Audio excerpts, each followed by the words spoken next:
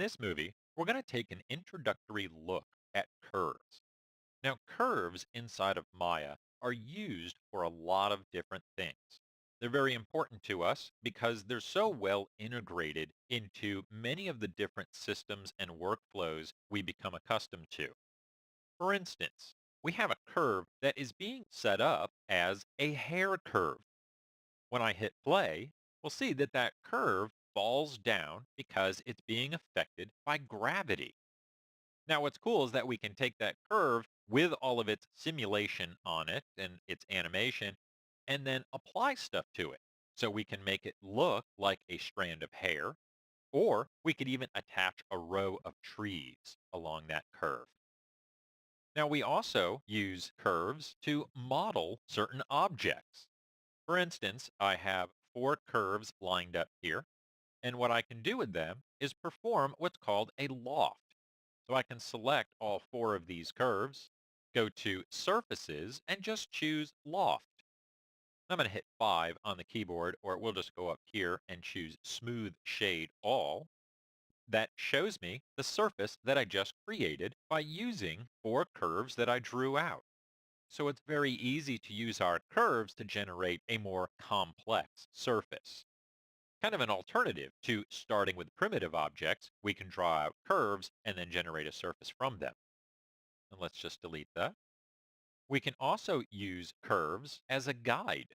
For instance, I have a sphere and a curve here, and I could take this sphere and actually snap it along this curve. We can do so by choosing the Snap to Curves icon here.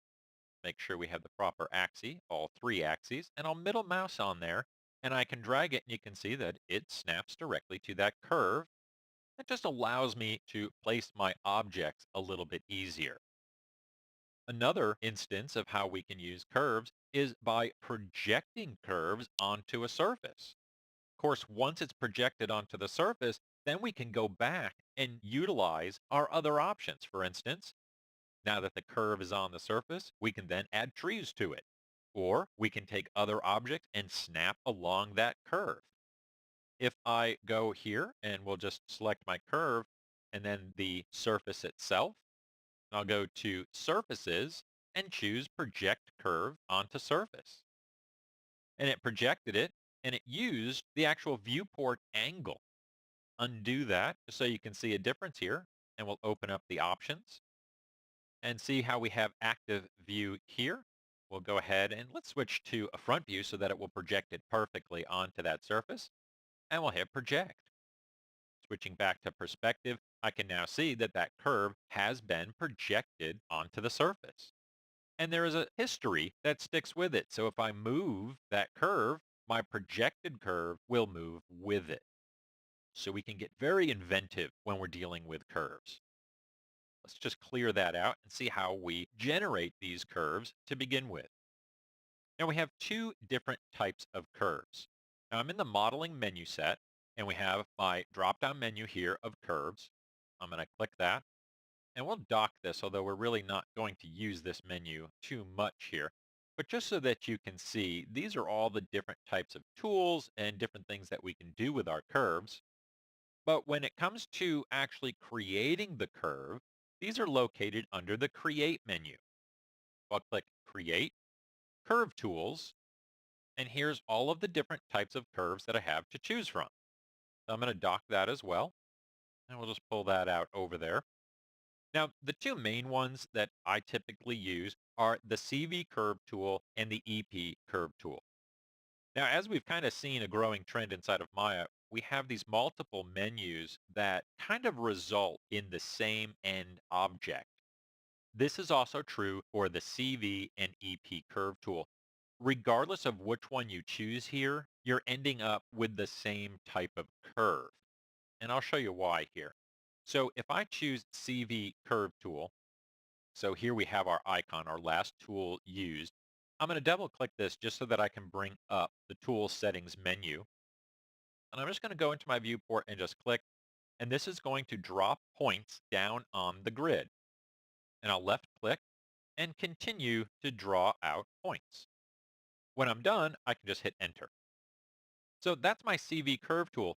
If I go to the EP curve tool, notice it looks pretty much identical to what we were just at, and I'll start dropping points. Notice though that instead of dots, I now get X's. And we'll just drop a couple of X's, hit enter. All right, let's close this just for some more screen real estate there. Now I drew these obviously differently, but if I select them both and go into a component mode, and I'm going to choose F8 just to get to my vertex components or my control vertices, I can still see the same control points. So no real difference between them other than the shape, of course. But let's discuss here the difference from a control vertice and an EP or edit point. So these are control points or control vertices, CV. So that's our CV curve tool, which was this guy right here that we drew out. But we have the same control vertices when I drew an EP curve. If I right click on the object, I get my specific marking menu for the type of object that I have. And if I go to edit point, now look, it converts my selection to EPs or edit points. These X's are actually located on the object itself. We can grab these and move these around in order to shape our object basically the same way that we started when we created our EP curve. We just drop those X's and it generates it. So what's the difference? Well, the main thing that happens here is that an EP curve are points located directly on the curve itself. So notice when I move this here, that X never leaves. None of those X's do. When I'm manipulating edit points, they're much tighter transitions between each point. So it's a little bit more accurate, you could say, but the problem is they can be a little bit unruly. I'm just going to hit enter there. We'll go to a CV curve, and we'll just drop a couple here to get it rolling. Kind of the same difference here, but notice what's happening back along the curve. They're way away from those points, and there's a different interpolation. So that control vertice has a much stronger interpolation between the individual points. Now, I prefer to use control vertices in order to generate my curves. I just find it a little bit easier to control. Let's just scrap all of that. Now, we also have the Bezier curve tool. If you're coming from a different program, this might be a little bit more comfortable.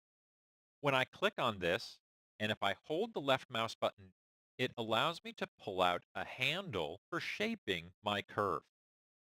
To complete it, we can just hit enter. The Bezier curve allows us a little bit finer control. As you can see here, we can have hard points as well as curvature all under the same curve. Ultimately, however, Bezier curves need to be converted over to the NURBS curve, which is the CV or EP curve type. Then we have the pencil curve tool, which allows us to draw a curve out. Now, this may seem really easy, but the problem is if we hit F8, the number of points is not controlled by us. It is interpreted by Maya. So we really don't know what we're going to get when we use that pencil curve tool. And then we also have the 3-point circular arc and the 2-point circular arc, which simply allow us, as the name describes here, the ability to create an arc by dropping down a couple of points. We can go back and manipulate this by middle mousing on any one of these blue boxes to change the shape of that curve or of that arc that we've just created. Ultimately, it is a NURBS curve with control points and edit points that we can come in and move around.